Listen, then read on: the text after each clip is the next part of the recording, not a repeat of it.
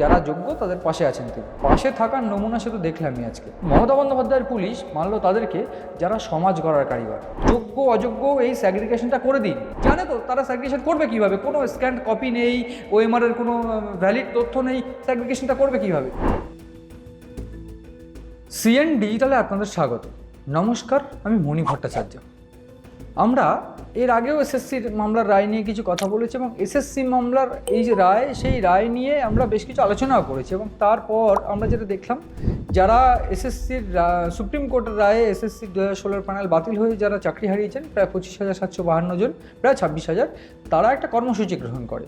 কী কর্মসূচি? তালাবন্ধ কর্মসূচি। এবং শিক্ষক শিক্ষিকা শিক্ষাকর্মী যারা তারা রাজ্যের বিভিন্ন জেলার ডিআই অফিসগুলোতে গিয়ে তালাবন্ধ কর্মসূচি গ্রহণ করে, একটা গণতান্ত্রিক কর্মসূচি। এবং এতে যেটা দেখা গেল, রাজ্যের বিভিন্ন জেলায় উত্তপ্ত হয়ে উঠল। মালদা, মুর্শিদাবাদ, বীরভূম, উত্তর দিনাজপুর, দক্ষিণ দিনাজপুর, পূর্ব মেদিনীপুর, বিভিন্ন জেলা কিন্তু উত্তপ্ত হয়ে উঠল। তার মধ্যে একটা গুরুত্বপূর্ণ ঘটনা ঘটল কসবায় ডিআই অফিসে যখন শিক্ষাকর্মী শিক্ষিকারা যখন গেল, তাদেরকে পুলিশ বেধড়ক মারধর করলো। বেধড়ক মারধর করে কারোর কেউ শিক্ষাকর্মীরা আহত, কেউ শিক্ষিকারা আহত। এরপর যেটা দেখা গেল, শিক্ষাকর্মী যারা আহত, পুলিশও বলছে তাদের মধ্যে বেশ কিছু জন আহত। এবং পুলিশ কাদের মারল? সম্প্রতি আমরা দেখেছি মুখ্যমন্ত্রী মমতা বন্দ্যোপাধ্যায় এই সুপ্রিম রায়ের পর যারা যোগ্য, যারা অযোগ্য, তাদের যারা বেসিক্যালি যোগ্য তাদের নিয়ে একটা সভা করেছেন এবং সেখানে বৈঠক করে পরিষ্কার জানিয়ে দিয়েছেন তিনি যে যারা যোগ্য তাদের পাশে আছেন তিনি। এবং পাশে থাকার নমুনা সে তো দেখলামই আজকে। একটা কথা ভীষণ বিখ্যাত, যে কথাটাকে টেনে আজকে আমার বলতে ইচ্ছা করছে, মাস্টারমশাই আপনি কিন্তু কিছুই দেখেননি। সেই কথাটা টেনে আমার আজকের প্রেক্ষাপটে বলতে ইচ্ছা করছে, মাস্টারমশাই আপনার কিন্তু কিছুই করার নেই। কেন বলছি কথাটা? আমরা দেখেছি সুপ্রিম রায় 25,752-র মধ্যে থেকে যে যোগ্য সংখ্যাটা সিবিআই দাবি করছে যে এই পরিমাণ যোগ্য আছে, এই যোগ্যদের মধ্যে বেশ কিছু সংখ্যা আছে যারা ওই দিন মিটিংয়ে উপস্থিত ছিলেন। এবং সেই মিটিংয়ে কিন্তু মমতা বন্দ্যোপাধ্যায় একটা আশ্বাস স্পষ্টভাবে দিলেন, যারা যোগ্য তাদেরকে আমরা দেখে নেব, তাদের ব্যবস্থা আমরা করে দেবো। কিন্তু কীভাবে ব্যবস্থা করবেন সেই বিষয়ে কিন্তু কোনো স্পষ্ট ধারণা নেই।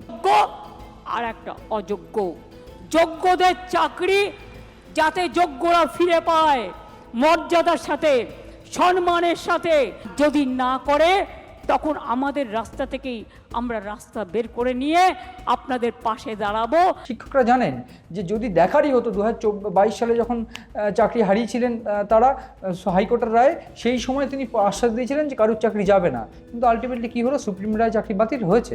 মমতা বন্দ্যোপাধ্যায় কিছুই করতে পারেননি। করারই বা কী আছে? একটা দুর্নীতি থাকতে আর একটা দুর্নীতি করতে হবে, না হলে তিনি চাকরি দেবেন কীভাবে তাদেরকে? কারণ সুপ্রিম কোর্ট তো কোথাও বলেনি যারা যোগ্য তাদেরকে বহাল রাখতে হবে। এখন মমতা বন্দ্যোপাধ্যায় আশ্বাস দিলেন এবং আশ্বাস দেওয়ার একদিনের পরেই কি হলো? মারধর করলেন কারা? পুলিশ মারধর করলেন এই চাকরিহারা শিক্ষক যাদের।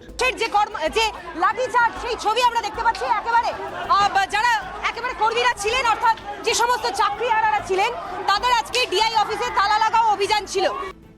এখন আমার বলতে ইচ্ছা করে, এই চাকরিহারা শিক্ষক যারা, তাদেরকে শুধু মারেননি, পুলিশ মেরেছে। মমতা বন্দ্যোপাধ্যায়ের পুলিশ, আমি বারবার করে বলবো মমতা বন্দ্যোপাধ্যায়ের পুলিশ, কারণ মুখ্যমন্ত্রী মমতা বন্দ্যোপাধ্যায়ের পুলিশ মানলো তাদেরকে যারা সমাজ গড়ার কারিগর, যারা সমাজের মেরুদণ্ড তাদের। মমতা বন্দ্যোপাধ্যায়ের পুলিশকে আজকে দেখা গেল কসবায় চাকরিহারাদের পিঠে লাথি মারতে। শুধু লাঠি নয়, লাঠিচার্জ অবধি করতে দেখা গেল। কাকে লাঠিচার্জ করলেন? পুলিশ যেরকম মারধর করেছে চাকরিহারাদের, তাদের মধ্যে উল্লেখযোগ্য একজন আমি বলবো মেহবুব মণ্ডল। এই চাকরিহারাদের মঞ্চ, সেই মঞ্চের কিন্তু নেতা মেহবুব। আমি যতটুকু মেহবুবকে দেখেছি, মেহবুবকে চিনি, মেহবুবের ডান পা কিন্তু সমস্যা আছে, ও হাঁটতে পারে না ঠিক মতন। আর পুলিশ লক্ষ্য করে ওই ডান পাতেই বেধড়ক লাঠিচার্জ করলো। চিন্ময় মণ্ডল তাদের মধ্যে একজন অন্যতম নেতা। চিন্ময়কে মারধর করতে দেখে মেহবুব বাঁচাতে গেছিল, ওকে অবধি ছাড়লো না, অসুস্থ দেখেও বেধড়ক মারধর করলো, ফেলে মারধর করলো। এবং পাশাপাশি দেখা গেল একজন পুলিশকে লাথি মারতে। মমতা বন্দ্যোপাধ্যায়ের পুলিশকে আমি এই কথাটা বলতে চাইবো, যখন ভরা দুর্নীতি, এই দুর্নীতির সহায়ক ছিল এক প্রকার পুলিশ, তাদেরকে কিছু করতে পারেনি পুলিশ, গ্রেপ্তার করতে পারেনি। শুধু এই যে দুর্নীতি হয়েছে সেটা বিরোধী দল, সরকার, তৃণমূল, বিজেপি, পুলিশ সবাই জানে, কোর্টও জানে দুর্নীতি হয়েছে। পুলিশ তাতে কিছু করতে পারেনি। পুলিশ আজকে মাতব্বরি করে মারল কাদের? যারা চাকরি হারিয়ে যোগ্য ন্যায় বিচারের দাবিতে যারা ডিআই অফিসের আজকে ঘেরাও করতে গেছিলো। তারা একটা কর্মসূচি পালন করতে গেছিল, গণতান্ত্রিক দেশে গণতন্ত্র মেনে কর্মসূচি পালন করতে গেছিল। এবং আমি বলবো এটা যে তারা নিরস্ত্র ছিল। পুলিশ অস্ত্র নিয়ে এক প্রকার লাঠি নিয়ে তাদের লাঠিচার্জ করলো এবং তারপরে প্রেস কনফারেন্স করছে কমিশনার, তিনি বলছে যে পুলিশ আহত হয়েছে, যদি এটা হয়ে থাকে তাহলে তদন্ত হবে। মানে এটা কোন রাজ্যে বাস করছে একবার ভাবুন তো। যারা সমাজের মেরুদণ্ড, যারা সমাজ গড়ার কারিগর, তারা আজ থেকে কয়েকদিন আগেও তারা শিক্ষক ছিল, সরকারি কর্মচারী ছিল। পুলিশ যেরকম যোগ্যতার পরীক্ষা দিয়ে পড়াশুনো করে চাকরি পেয়েছে, তারাও যারা, আমি যদি ধরেও নিই যোগ্যদের সংখ্যাটা 17,000, তারাও তো পড়াশুনো করে রীতিমতো পরীক্ষা দিয়ে, যোগ্যতার পরীক্ষা দিয়ে চাকরি পেয়েছে। মুখ্যমন্ত্রী মমতা বন্দ্যোপাধ্যায় 7 তারিখ নেতাজি ইন্ডোরে যে কনফারেন্সটা করলো, যে বৈঠকটা করলো, সেই বৈঠকে মুখ্যমন্ত্রী মমতা বন্দ্যোপাধ্যায় একটা জিনিস স্পষ্ট করলেন যে যোগ্যদের আমরা দেখে নেবো, নিশ্চিন্ত থাকুন, এবং বললেন অযোগ্যদেরও দেখে নেব। এখন প্রশ্ন উঠছে, এই যে যোগ্য, এই যে অযোগ্য, এই যে দেখবেন, তাহলে কি তিনি জানতেন যোগ্য কারা অযোগ্য কারা? তাহলে দেননি কেন এতদিন অবধি? এসএসসি যদি জানতো যোগ্য কারা অযোগ্য কারা, কেন দেয়নি? 2019 সাল থেকে এই মামলাটা চলছে। এই মামলাটা প্রথম অভিজিৎ গঙ্গোপাধ্যায়ের বেঞ্চে, প্রাক্তন বিচারপতি অভিজিৎ গঙ্গোপাধ্যায়ের বেঞ্চে, তারপরে হাইকোর্টের ডিভিশন বেঞ্চে, তারপর সুপ্রিম কোর্টের বেঞ্চে। আমি যদি ধরেও নিই, হাইকোর্টের রায়ের পর তারা সময় পেয়েছে প্রায় 3 বছর। এই 3 বছর তারা কি করছিল? এই 3 বছর কেন যোগ্য অযোগ্য সেগ্রিগেশন করে দেয়নি? বারবার এসএসসিকে বলা হয়েছে, বারবার রাজ্যের পক্ষকে আইনজীবীদের বলা হয়েছে যে যোগ্য অযোগ্য এই সেগ্রিগেশনটা করে দিন। অথচ সরকার সেই সেগ্রিগেশনটা করলো না, এবং জানে তো তারা সেগ্রিগেশন করবে কীভাবে, কোনো স্ক্যান্ড কপি নেই, ওএমআরের কোনো ভ্যালিড তথ্য নেই, সেগ্রিগেশনটা করবে কীভাবে? স্বাভাবিকভাবে পারেনি। এবং আজকে এসে মমতা বন্দ্যোপাধ্যায় বলছেন যে তাদেরকে দেখে নেওয়া হবে, তাদের চাকরি বহাল রাখা হবে। যে কীভাবে রাখবেন? তাহলে একটা দুর্নীতি থাকতে একটা দুর্নীতি করতে হবে তাদেরকে। এই বিষয়টা কিন্তু বুঝতে পেরেছিল চাকরিহারারা। সেই জন্য মমতা বন্দ্যোপাধ্যায়ের মিথ্যে বাণী এক প্রকার বলাই যায়, বিরোধীরাও বলছে এই কথা, মিথ্যে বাণী কিন্তু তারা শোনেনি। তারা স্বাভাবিকভাবে আন্দোলনের পথে নেমেছে, এবং যে আন্দোলন কিন্তু হওয়ার কথা ছিল না। এবার সবথেকে বড় কথা, সামনেই কিন্তু 2026-এর নির্বাচন, সামনেই 26, আর কটা মাস। এবার যদি ধরে নিই 26,000-এর এই যে সংখ্যাটা, সেই সংখ্যাটা যদি শুধু 26,000 ভেবে থাকেন রাজ্য সরকার, তাহলে কিন্তু ভুল হবে। এই 26,000-এর যে সংখ্যাটা, সেই সংখ্যাটা কিন্তু আরও বেশি। তার কারণ এই 26,000-এর সঙ্গে তার প্রতিবেশী আছে, তার বন্ধুরা আছে, এবং তার পরিবার আছে। সব মিলিয়ে এই সংখ্যাটা যদি দেখা যায়, এর প্রভাব কিন্তু পড়তে বাধ্য। এটা রাজ্য সরকারকে ভাবতে হবে। এবং আমি যদি ধরে নিই এই 26,000-এর মধ্যে কিছু যোগ্য, যারা 17,000 সামথিং, যারা সিবিআইয়ের দেওয়া তথ্য অনুযায়ী যোগ্য, এই যোগ্যরা যদি যোগ্য হয়ে থাকে, আজ তারা পথে নেমে মার খেয়েছে, শিক্ষকরা তারা মার খেয়েছে। এবং এই মার খাওয়ার মধ্যে মমতা বন্দ্যোপাধ্যায়ের যে আশ্বাস দিয়েছেন, সেই বিষয়ের মধ্যে পুলিশের যে ভূমিকা, সেই ভূমিকা যদি আমি লক্ষ্য রাখি, দেখব পুলিশ তাদেরকে মারছে যাদেরকে আগের দিন আহ্বান করে ঢুকিয়েছে নেতাজি ইন্ডোরে, আজ তাদেরকেই পিটিয়েছে, বেধড়ক মার মেরেছে। এখন এই যে রাজ্য সরকার এই যে পরিস্থিতি এসে দাঁড়িয়েছে, সেই পরিস্থিতি এসে দাঁড়ানোর কথা তো ছিল না। রাজ্য সরকারের সবাই জানে এই দায় রাজ্য সরকারের, রাজ্য সরকারও জানে এই দায় রাজ্য সরকারের, তাও ললিপপ দিয়ে একটা পরিস্থিতি মেকআপ দেওয়ার চেষ্টা করেছিল।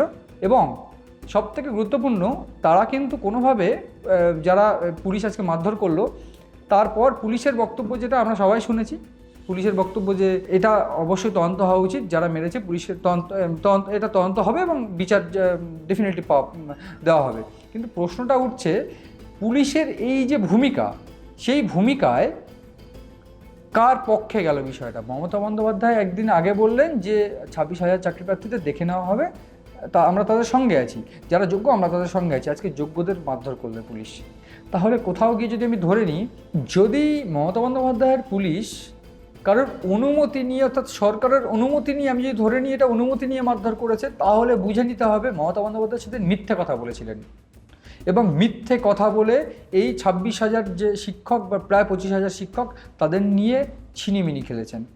এবং আমি যদি ধরে নিই এই আজকের মারধর কোনোভাবেই পুলিশ কারোর অনুমতি না নিয়েই করেছে, তাহলে এটা ধরে নিতে হবে পুলিশ কিন্তু বিরক্ত। পুলিশ, এটা কিন্তু একটা অশনি সংকেত রাজ্যের জন্য। এখন কিন্তু শুধরে যাওয়ার সময়।